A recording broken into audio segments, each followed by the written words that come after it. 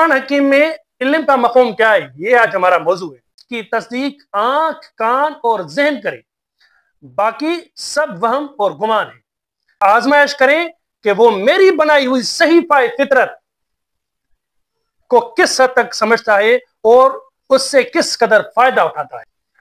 نحمدہ و نصلی و نسلم علی رسول الکریم، اما بعد فاعوذ باللہ من الشیطان الرجیم، بسم اللہ الرحمن الرحیم۔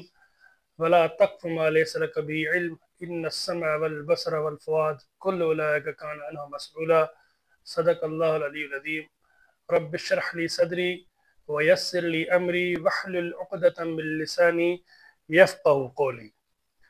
آج مورخہ 5 فروری 2025 بروز بدھ، بمقام خاکسار تحریک مرکز دھامرہ لاڑکانہ، بحکم قائد خاکسار تحریک محترم محمد عنایت اللہ زیگم المشرقی صاحب،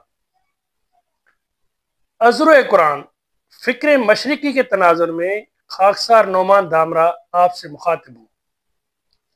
سبھی دیکھنے اور سننے والوں کو میری طرف سے عسکری سلام، السلام علیکم۔ میرا پچھلا خطاب مقام انسان پہ ہو چکا ہے، جس میں انسان کی حیثیت کے متعلق قرآن حکیم سے واضح دلائل بیان کیے گئے تھے۔ آج کا موضوع بھی اسی تسلسل سے وابستہ ہے۔ اللہ پاک نے انسان کو یہ جو 3 اعضاء دیے ہیں، کان سننے کی صلاحیت، بصر دیکھنے کی صلاحیت، فؤاد یعنی سوچنے کی، اور دل اور دماغ جس کو کہتا ہے قرآن، دیے گئے ہیں۔ کیوں دیے گئے ہیں یا کس لیے دیے گئے ہیں؟ قرآن حکیم میں علم کا مفہوم کیا ہے، یہ آج ہمارا موضوع ہے، اور اسی سے ہم آج شروعات کرتے ہیں۔ بسم اللہ الرحمن الرحیم۔ اللہ تبارک و تعالی سورہ دہر، سورہ نمبر 76 آیت نمبر 1 تا 3 میں ارشاد فرما رہا ہے، هل اتى على الانسان حين من الدهر، ایک وقت زمانے میں انسان پر کیا ایسا بھی آیا، لم یکن شیئا مذکورا، کہ وہ قابل ذکر شیء نہ تھا، انا خلقنا الانسان من نطفۃ امشاج نبتلیہ، بے شک ہم نے انسان کو ملے جلے نطفے سے ذی ہوش و حواس پیدا کیا کہ اس کی آزمائش کریں کہ وہ میری بنائی ہوئی صحیفہ فطرت کو کس حد تک سمجھتا ہے اور اس سے کس قدر فائدہ اٹھاتا ہے۔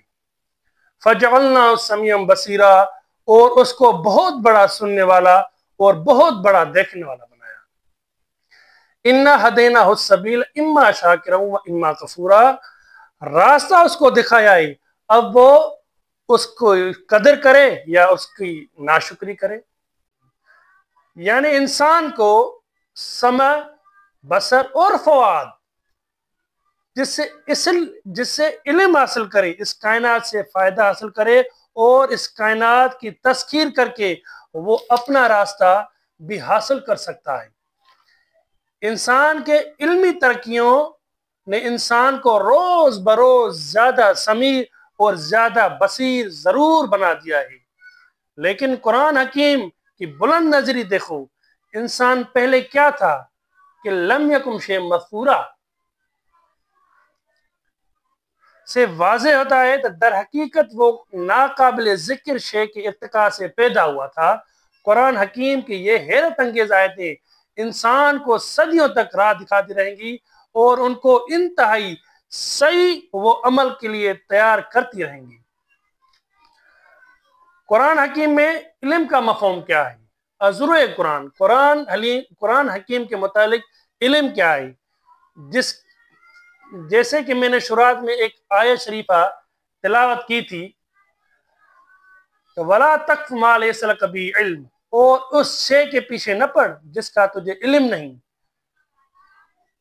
کیونکہ ان السمع، بے شک تیرے کان، والبصر اور تیری آنکھیں، والفؤاد اور تیرے ذہن اور دماغ، ان سب سے ان کے متعلق پوچھا جائے گا۔ یعنی قرآن حکیم کے نزدیک علم وہ شے ہے جس کو آنکھ نے دیکھا ہو، کان نے سنا ہو، اور فؤاد نے اس کی صحیح ہونے کی تصدیق کی ہو، اس میں کوئی کسی قسم کا دھوکہ نہ کھایا ہو، وہی شے علم ہے۔ اس آیت سے صاف واضح ہو جاتا ہے کہ جس چیز کی تصدیق انسان کی یہ تین اعضاء کریں وہی حقیقی اور صحیح معنوں میں علم ہے۔ باقی قرآن منع کرتا ہے کہ اس کے سوا کسی اور شے کی پیروی کی جائے۔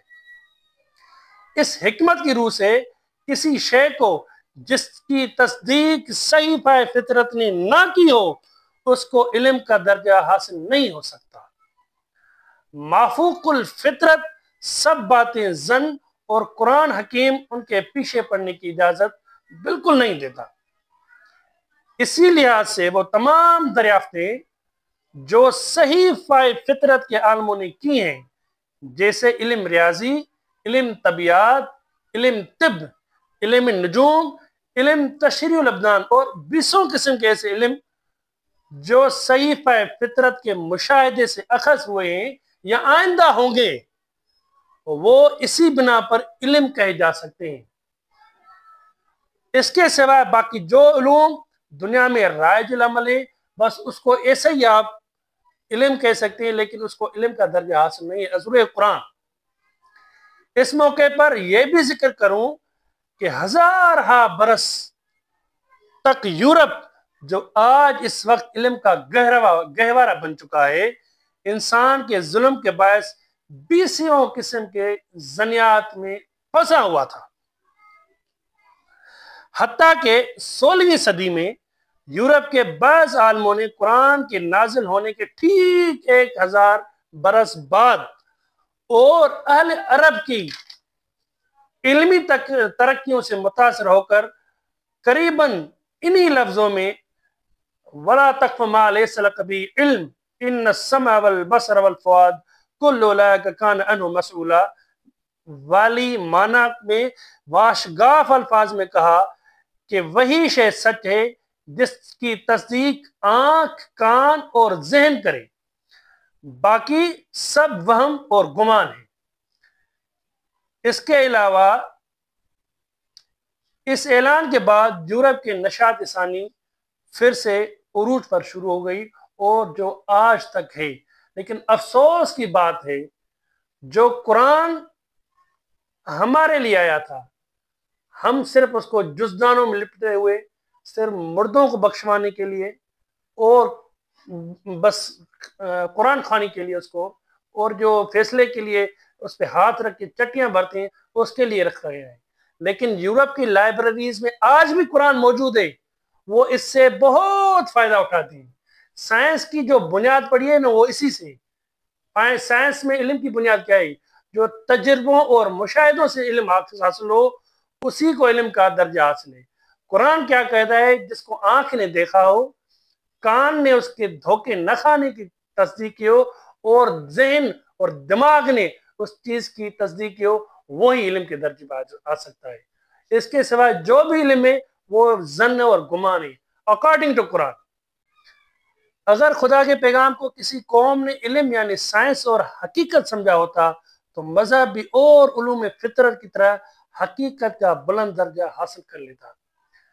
آئندہ انشاءاللہ جو ہمارا درس ہوگا اس پہ ہم سمع، بصر اور فؤاد کے متعلق جو بھی قرآنی آیات ہیں وہ میں آپ سے انشاءاللہ پیش کروں گا۔ یہاں اگر میں پیش کرتا تو یہ بہت طویل ہو جاتا ویڈیو۔ وآخر دعوانا ان الحمدللہ رب العالمین۔ السلام علیکم۔